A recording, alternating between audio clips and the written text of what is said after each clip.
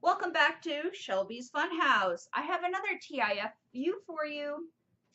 Well, this one's going to sound pretty crazy and strange, and you'll realize my family has a long history of facial abuse because I did not bruise. My TIFU happened about Christmas time. I was in a fight with my significant other, of course, and I didn't want his help, and he was laying on the blanket, and I wasn't going to ask for the help, so I just started pulling on it. I was like, "Urgh, urgh." Well, my hand slipped, and I went forward and bow straight into my nose. I started crying, and then I finally stopped, and I felt my nose, and I was like, oh my God, I broke my nose. And I told him, I said, I broke my nose. I broke my nose. He's like, you didn't break your nose, Shelby. There was no way you broke your nose. And the next day, I had him take me to the ER because I knew I broke my nose. I mean, I could just feel it. So, and it didn't hurt.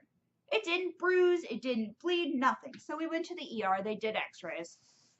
We we got the x-rays and the doctor came in and she felt my nose. She's like, is there any pain? And I was like, no.